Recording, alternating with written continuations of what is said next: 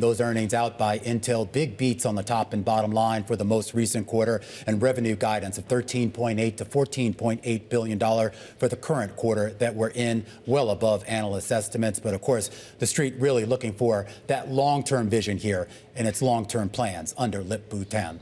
Bloomberg Tech co-host Ed Ludlow had a chance to actually catch up with the CEO of Intel, and he joins us here in Studio 2. What did he tell you? Yeah, basically that CPU is everything, so what is happening is that the demand coming from data centers in particular, but it's universal, all the markets they're in, is way greater than their ability to supply. So they are prioritizing that. They are funneling supply, particularly to the data center market, and that accounts for a lot of the outperformance in the quarter gone, and for that guide for the current fiscal quarter. Love listening to you guys about the stock. I mean, let's put it this way. Yeah. The stock's up 18% in after hours, $77 a share. Yeah. That takes it $11, way past its record high from the year 2000. Mm-hmm. So if this holds, this is an incredible market and that's story. Fascinating. Before the show started, I was looking at the last. I kind of forgot how long ago that record high was. The year 2000, Katie. Yeah.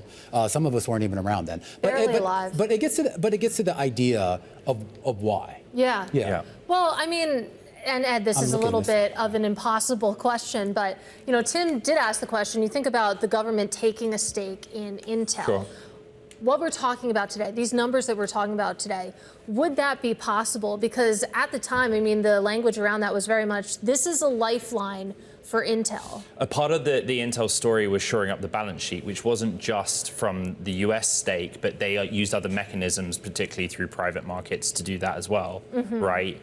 Mostly this is the idea that they found themselves in the right place at the right time of a bigger story. Particularly, we talk about this in abstract, but in AI, when you go from training models, which is a very GPU-intensive process, to inference, running the model, the CPU can be more useful. It comes into play. That's where demand is. There is something to be said about the bottom line. If you look at margins, really outperformed in the first quarter. But Lip-Bu and Dave Zinton, the CFO, were really honest with us that largely is just because of higher revenues. And the guide into the current period, these are not margins going back to the year 2000 remain. Remember, Intel used to have margins that were 60 to 70%. Right. Yeah. We're now at the 40s. And so they are still trying to get this foundry business going. The data that they see shows them ahead of their own declared path on that. Yeah. And then the US manufacturing story, they're all in with Elon Musk, right? And they see a path for that. But that doesn't show up in the financials. 37% gross margin in the most recent quarter. It basically says they're going to hold that for Q2 as well. But when do we start to actually hear about these customers? I kind of feel like they've been very quiet about it. I mean, are they there? Yeah. I mean, is there a reason why they're not being more public about it? I'm going to be super honest with you. That headline that says Intel says not commenting on deals with external customers, I said to Lip-Bu Tan, last night Elon Musk said on his own earnings call, we will use Intel's 14A process. Could you tell me if that means he's a foundry customer or if he is licensing that technology from you?